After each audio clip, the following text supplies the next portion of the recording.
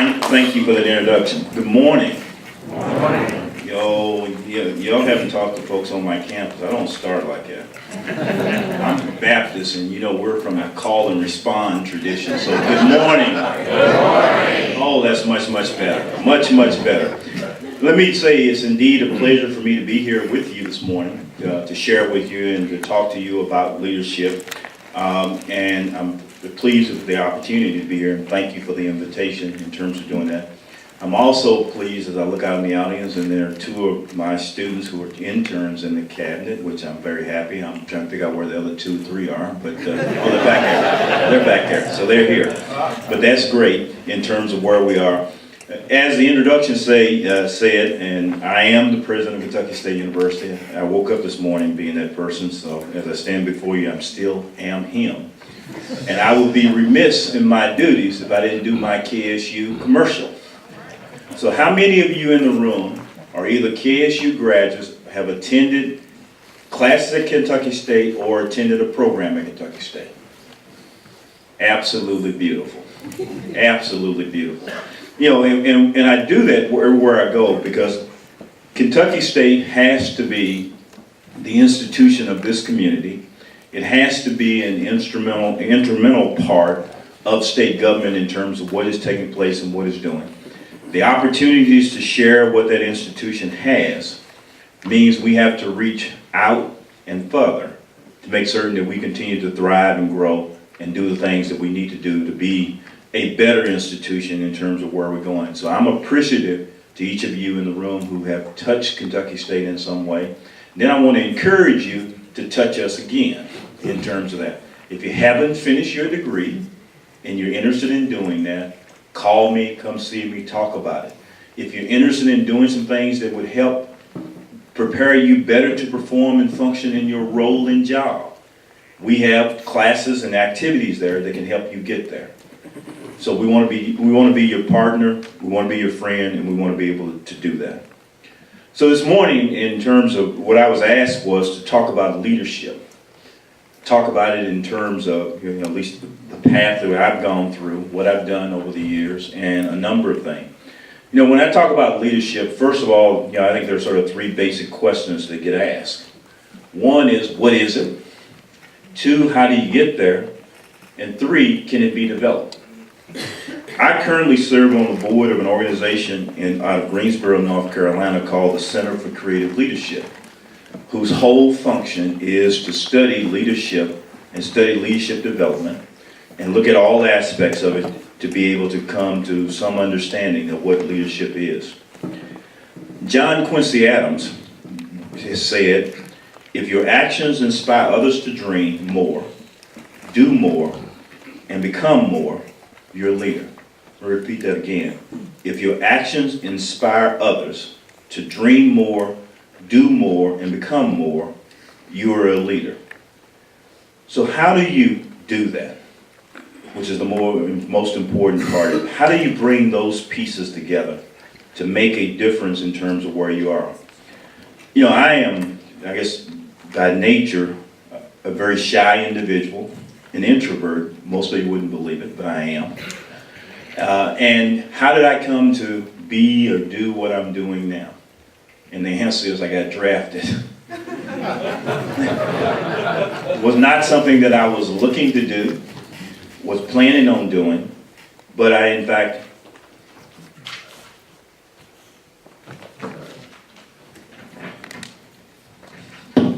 oh, I got your PowerPoint running. But no, it wasn't something that I was looking to do, and came to it, really accidentally and by happenstance. I was on the Council on Public Higher Education, the predecessor to the current CPE, in 1979, when John Y. Brown became governor of the Commonwealth of Kentucky. And as you know, when John Y. came to town, he shook up everything. And I ended up being on the Council on Public Higher Education. A change, or at least discussions about the future of Kentucky State took place. And in the middle of the night, and those of you who were around in the John Y. days know that he didn't go to work until after midnight. He didn't work during the day. And I got a call about 2:30 in the morning saying, I need you to go to Kentucky State. I'm saying, what do you mean you need me to go to Kentucky State? I'm a practicing lawyer, great practice, And I'm only 29 years old. Where am I going to go over there and do that? And he, of course, knowing Brown as you do, boy, if you know him, pretty persuasive individual. So I ended up being there. And it was an experience that for I guess about 8 years that I learned an awful lot.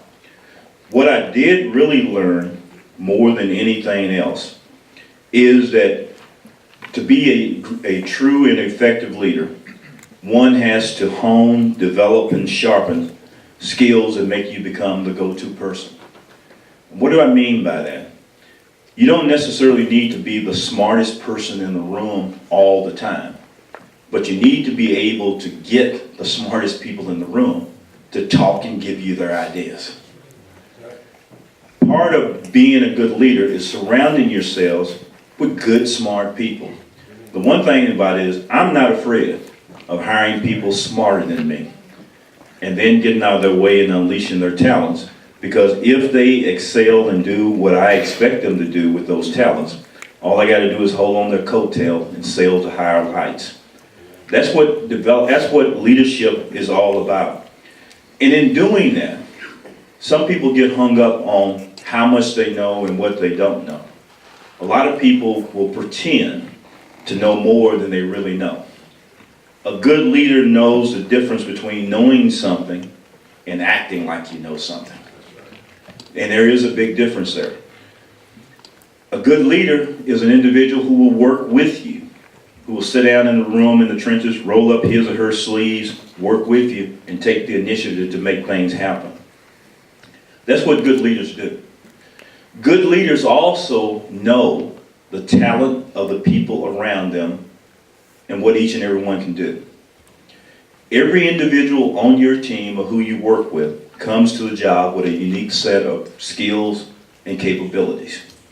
Knowing those skills and capabilities is absolutely essential, because if you know what those individual skills are, then you know how to deploy them and how to make things happen.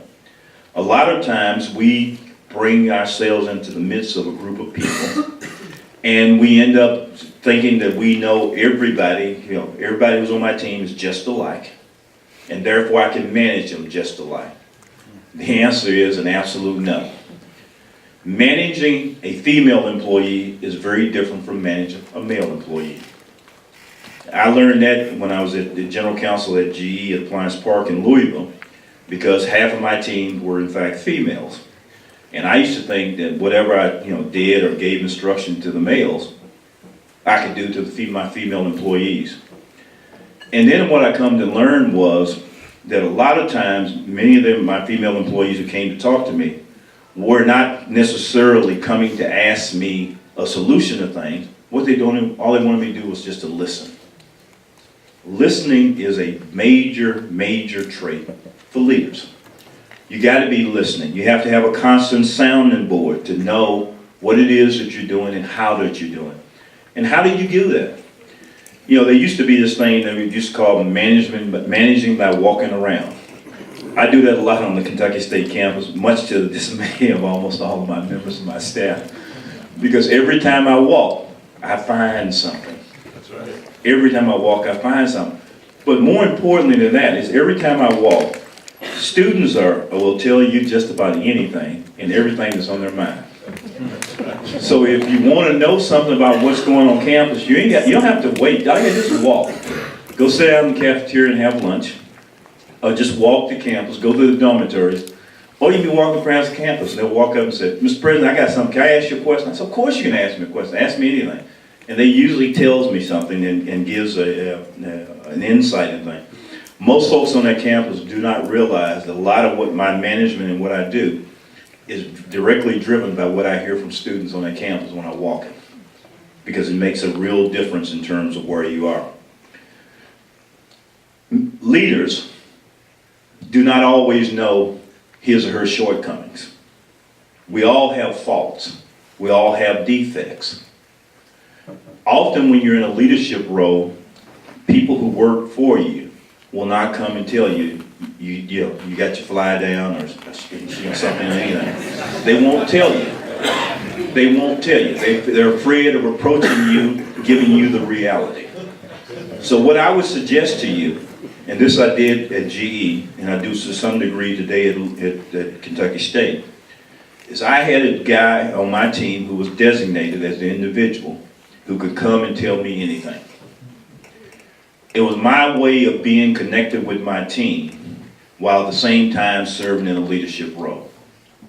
It made a real difference because sometimes you get so bogged down and you put the blinders on in terms of what you're doing as a leader that you don't always feel or see what's going on around you.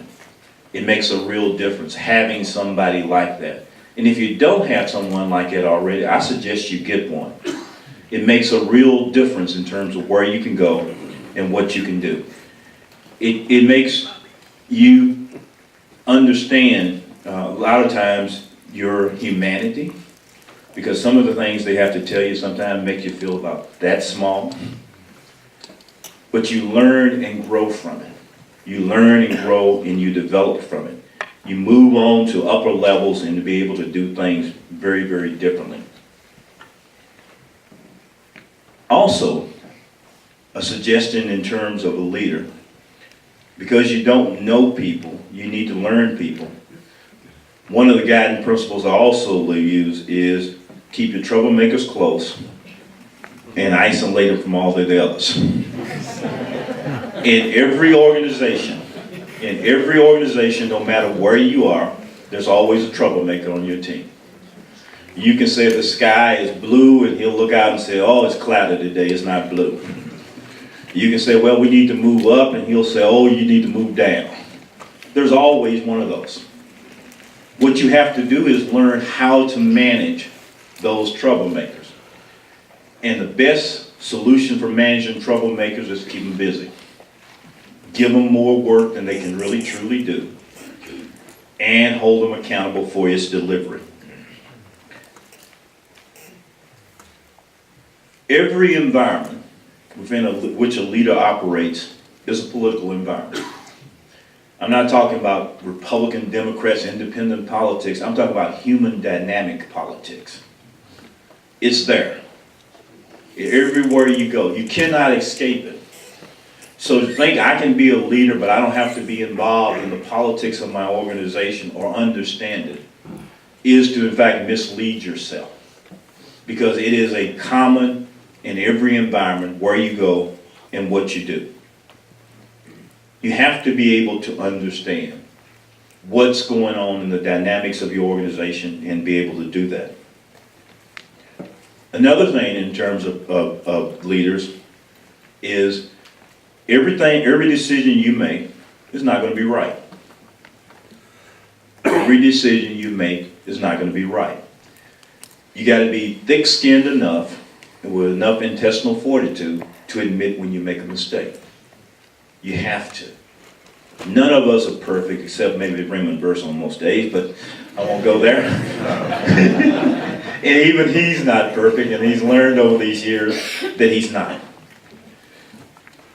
And because you're not perfect, there will be situations in which you're placed where you're going to have to eat a little crow, do some things, but you cannot ever get to the situation where everybody sees you sweat every issue that comes up.